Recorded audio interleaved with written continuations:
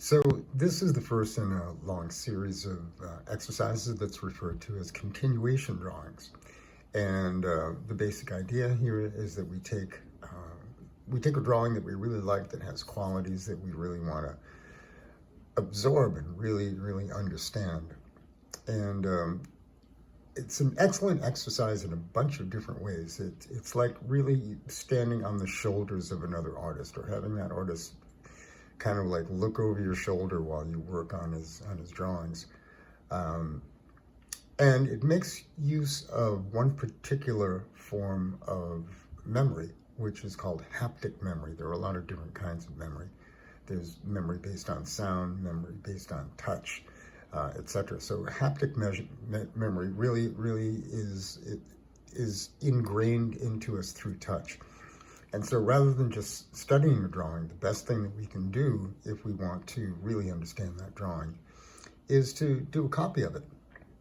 And a good way of approaching that is to do what's referred to as a continuation drawing. And so in this case, I've taken a really nice Picasso drawing. This is a drawing of one of his romances, Françoise Gillot, who is featured in a really excellent article in the New York Times, actually today, and I'll send you that link. But Françoise Gillot was the mother of Pablo Picasso, and a very good artist in her own right. She just had one of her paintings sell for $1.7 million at auction. She was also married to Jonas Salk, the inventor or the developer of the polio vaccine. Really interesting life. She just turned 100, I believe. Anyway, we're taking this Picasso drawing that was probably done in a matter of minutes, and we're going to take it apart, in the sense that we're going to cut it in half.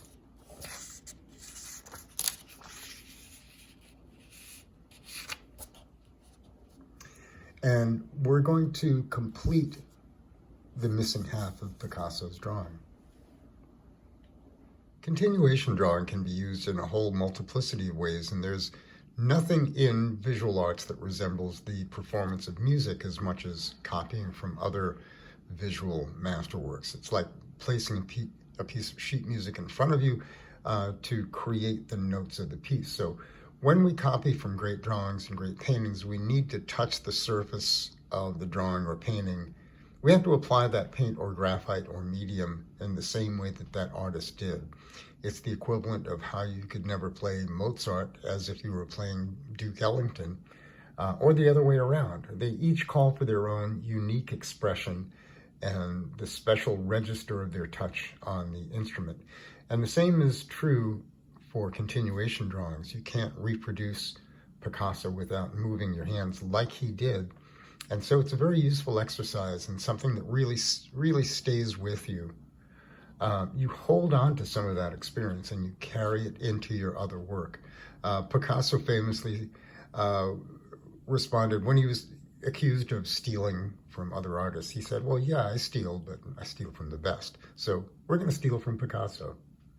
So let's look at how to proceed. There are a couple of different ways that can be used in combination or independently here to approach continuation drawing. If you're familiar with sight-size drawing, this first method is very similar. You can think of the original half drawing as a simple system of longitudes and latitudes that can be transferred from the original drawing to your copy, and then you can build up this coordinate of measurements back and forth. The other approach would be a much more freehand approach, in which you would build up, again, a system of very light interrogative types of searching strokes, and you would approximate the positions of some of the features of the original drawing in a very light hand, and then you would use those guidelines to make more refined decisions. There's actually a word for this type of line work in art historical terms. They're referred to as pentimenti, or little thoughts. And so, by the way, the objective here is not to do a forgery of Picasso. Basically, you're doing a blend of yourself and Picasso, so there's latitude for a little bit of creativity and some variation. Again, Picasso probably did this drawing in all of 5 minutes, if that. And that's some of that spontaneity and immediacy that you're trying to capture as well. So I'm going to go ahead and make a bunch of little measurements. I'm going to transfer the width of the head, make a little tick mark, this outer border of the face, transfer that over into that little mark. I can even transfer the outer and inner border of the eye. And I can take some of these other marks and transfer them here so that I'm going to end up with a little system, this constellation of little marks. And then I can go into those little marks and use them as guidelines and just pull a nice confident line. The other approach, like I said before, is to use very, very light searching kind of airy overlapping strokes, and with each series you can become a little bit more and a little bit more precise. So you're using those skeletal kind of ghostly lines and sort of building up this ghost understructure, and then you can jump in and make some decisions. There's another system of measurements you can use to improve the accuracy of your copy, and that measurement method is referred to as a tilt angle. So I'm going to use my skewer, my chicken satay skewer here, as a plumb line, but then I'm going to register the this particular angle of the curvature of the face, and I'm just going to swing it over into my field of little marks. And then that is going to give me a really good indication of exactly what the angle of that facial outline is. And so you can use tilt angles in a lot of different ways to bring those measurements in and be much more accurate.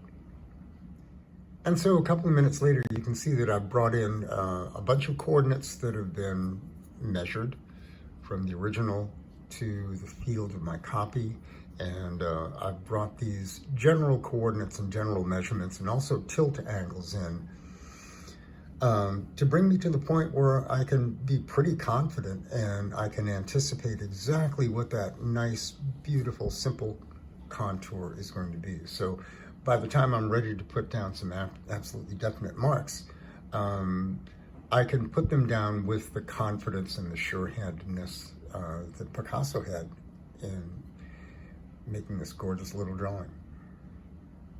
So when it's time to put it all together, I've got this really nice undercurrent of fairly carefully measured marks that I can use as, again, as guidelines. And when I do come back and make some final statements,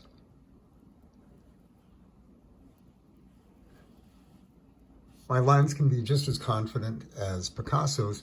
And if there's a little bit of variation, there's plenty of room for that.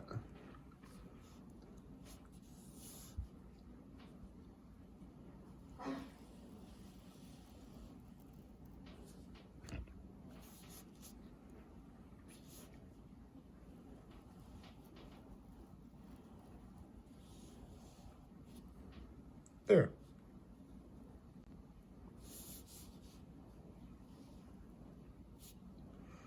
And so there's my Picasso approximation. But I've been very, very careful in producing lines that really, I think, have the character of Picasso to them. There's a playfulness, there's a very studied classicism and also a playfulness to these lines. Picasso was brilliant in many, many ways. At some point, Picasso was quoted as saying, "It took me 4 years to paint like Raphael, but a lifetime to paint like a child." He actually never painted as well as Raphael, but that's something else. But he was a tremendous hurricane of talent in his own way.